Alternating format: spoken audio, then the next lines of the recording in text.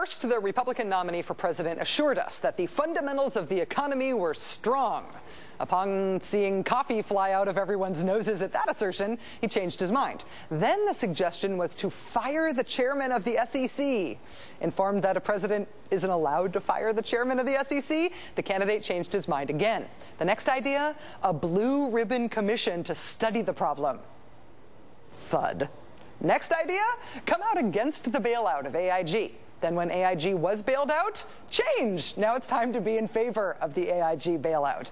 Then there was the fake suspension of the campaign to pass the Wall Street bailout. Then the Republican Party ran ads against the Wall Street bailout. Are you confused? You should be. Now we've got a new set of plans from John McCain on the economy, and I feel like we've got to figure them out quickly because there's a good chance they will all be different tomorrow. So the new ideas, as I understand them, tax cuts for people who were recently laid off and are getting unemployment. Obama is for that as well. Also, tax cuts for those people making money in the stock market now. A capital gains tax cut now? Does that trickle-down idea even apply during a meltdown? I will tell you that nobody really has capital gains right now. So if the idea is to cut capital gains taxes when I don't know anybody, even the smartest investors who right now are going to be experiencing a lot of capital gains, that probably is not going to be particularly useful in solving the financial crisis. Senator McCain is also proposing a tax cut for senior citizens who want to tap into their retirement accounts early. His rationale? Retirees have suffered enough and need relief, and the surest relief is to let them keep more of their own savings. It's essential. It is essential we avoid an exodus of capital from the market.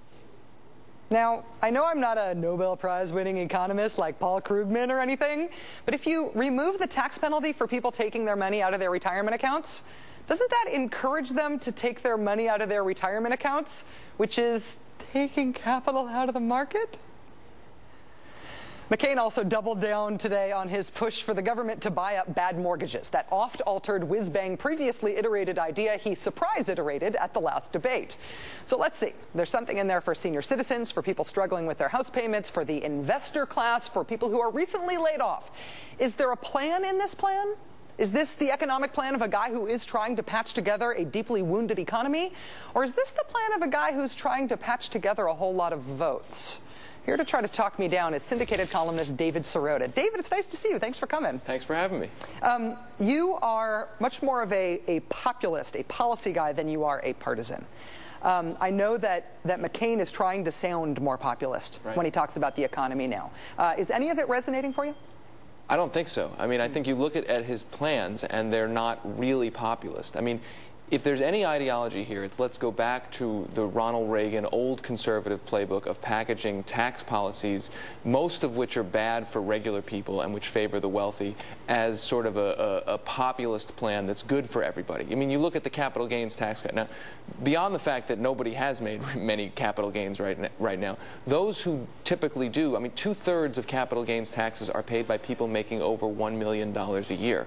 So if you reduce capital gains taxes, you are cutting taxes for people making over $1 million a year. This is a rigged tax plan that's rigged for the wealthy. We've heard this for the last, 8 years now with George Bush. It's always the solution. Whatever's going on in the economy, it's always cut the capital gains tax and it'll help. That's right.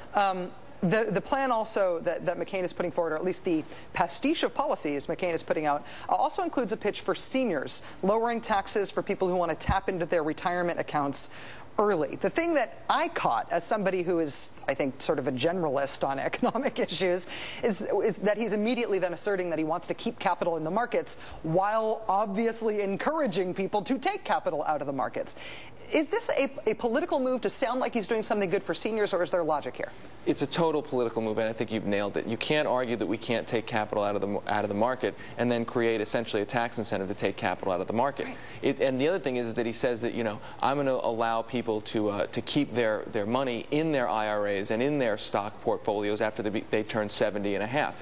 What he's not saying is that you only, by law right now, have to take out 4% of that money. Most people are not 100% invested in the stock market. So In other words, what he's doing here is painting his economic package with the veneer of real policy, but it's not real policy. The only real policy in here is that capital gains tax cut, which, as I said, nobody's making a capital gains right now, and it's paid mostly by millionaires. It seems to me like what's happening here is that there are a number of policies that the Republicans, or the conservative movement more specifically, has wanted to make happen. A number of changes about the tax code and about other things they've wanted to make happen.